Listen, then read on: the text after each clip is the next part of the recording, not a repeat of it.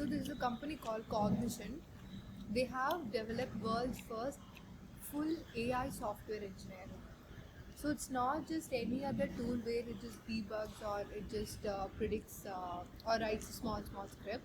It can do end-to-end projects and it can also deploy. You just have to tell it what you want and it will do. And it's really top notch and the quality is also awesome. And the person you see here, he's a human. That's why they call him human software engineer. Let's watch this video together. See, let's see what it actually does.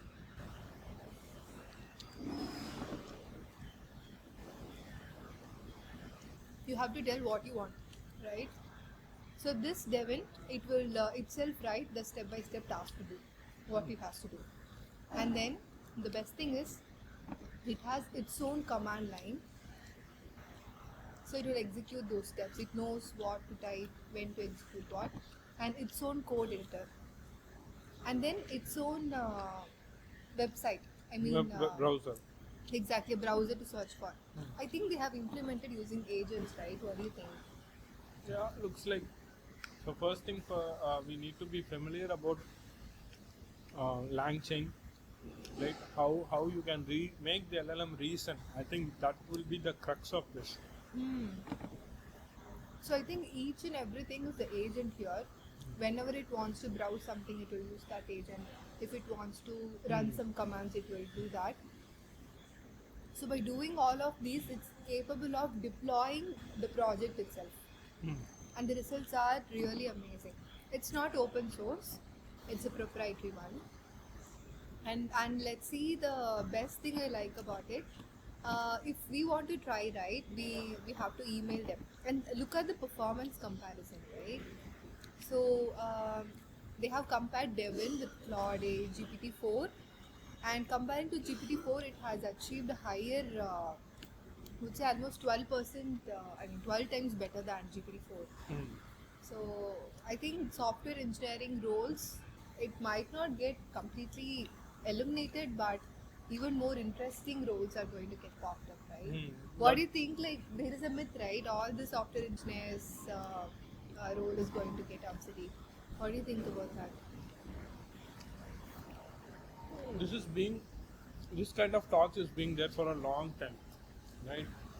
So if you think about people working in iron smelting industry, maybe 50 years back, they would be first afraid of the machines which was introduced at that era, right? Maybe their jobs are going to go off like that. But maybe it has replaced few of the humans, but we should always take this in a positive note, like humans' cognitive abilities are more than what we can actually think of, right? Exactly. So we should always focus on all the smarter tasks and leave the boring tasks to the machines. Exactly. You nailed it. Imagine when emails came, they were saying like what will happen to the postman jobs.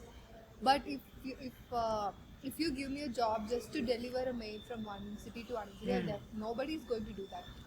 We can just send in a simple text, right? So I think that's how this will get revolutionized. Maybe this might be. There will be new problems coming out of this, and Exactly. we should be honing our skills to solve new problems. Right. Yeah, and I saw something very similar to this, but it's even more interesting. It's the world's first AI CEO, and it or her name is Micah. So it's basically a Polish rum company.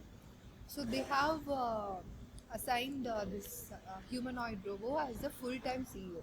So it can take decisions, it can do some data derived decision making things, and it can choose which employee to choose. It can create policies, strategies, all those the CEO is making. And it's a 24/7 CEO, right? No, the startup founders burn out. We can talk to it anytime. So I think these kind of trends are also evolving. This is really nice, but I want to show you something overwhelming. Mm-hmm. So when I saw this in the very first time, I thought this is one another AI generated video. I couldn't even imagine that this could be true, right? So this looks like a Hollywood movie, right? So this is a figure 01. It's not a OpenAI model, but this is from a company called Figure.ai. But OpenAI, they have collaborated with OpenAI to create this model. Mhm. They claim it is running with GPT-5. I'm not sure Oh my if god. it's right or not, Hmm. but that should be possible. Let's see what it is doing, right? It's not just a software, but it has those hand I movements, see the all movements, right? those. So Yeah, the movements looks more human to me. yeah. So maybe a few years back, these were more of a robotic movements, but Hmm. this is software and gentle movements, just like a human would do. So that itself says like maybe we are going to reach that mark. Maybe it's just few years Yeah, from now on. and I saw a very interesting video, and they have also mentioned its height, weight, just like Hmm. they do for a human. Hmm. There was this interesting video I saw that we should do. I watched the full video. This is like a Hollywood movie. I can't really digest the fact that it's possible. I wish someone would say that it's an AI generated video, Or but it's this true. ad you're saying, all No, this, no. they look cool. They don't look like, Excuse me. hey. Excuse me. I was mentioning about this video. See, I let's not play the audio, but I'll tell you what's happening. This is the figure 01 humanoid robo, or whatever they're gonna call it in the future. Okay, this is the figure 01.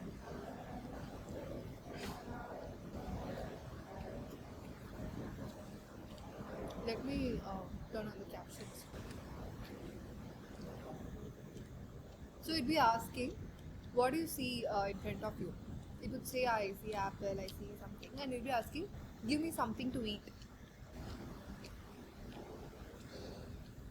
And it is capable of recognizing the apple is the eatable thing and trash is Mm-hmm. non-eatable thing. And look, the way it is going to clear out the trash. Look at its hand movement. Look at its precision, right? Hmm. It looks so surreal to me. What do you think about this? Yeah. I just said right, the movements, how delicate the movements are. That clearly says like how human we are getting, right? So these movements doesn't look robotic to me. Exactly. Maybe if before seeing this, if somebody told me this is a scene from a Hollywood movie, I would have been convinced. But I'm so overwhelmed, but really excited about what the future has for us. We should also can't be overly optimistic about all this, right? I We think should that's also where we should bring the responsible respond. AI things, Yeah, safety yeah, yeah. factors. Hopefully, they have all those covered here, and maybe it's time for folks who are going to start their journey in AI Yeah, to focus on things like responsible AI, right? exactly. So this is the right time to understand what it is, Hmm. get aware of the tools used here, right? That's perfect. But what do you think of responsible AI? Is it still in the research phase, or do they have some level of maturity in that? What do you think? I say, see, you just think for yourself. 5 years back, how good was the response made by GPT-2?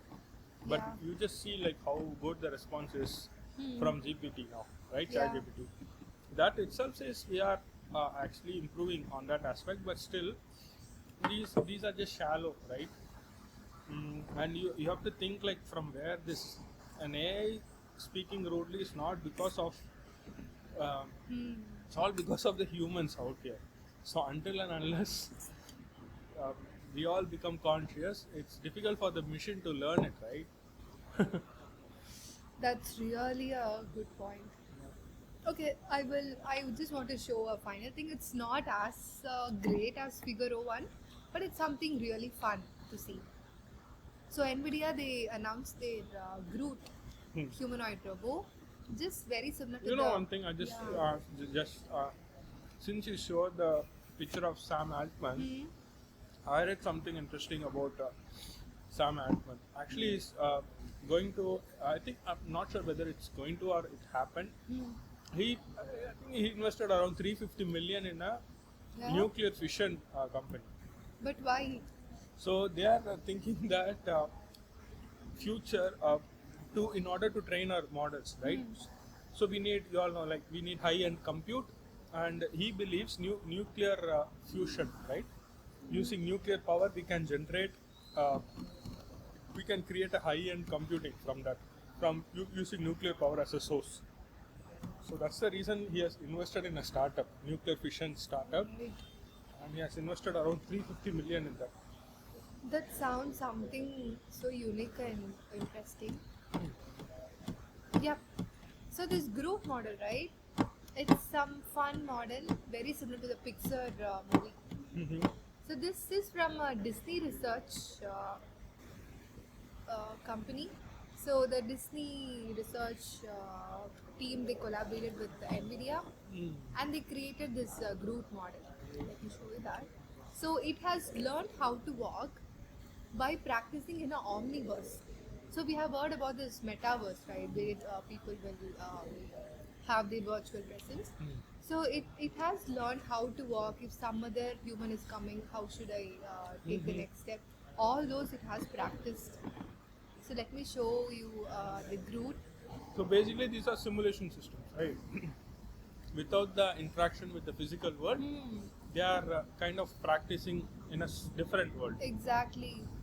So That. Nvidia got all the compute they have, so Hmm. they can do whatever simulation they want, right? And that makes sense.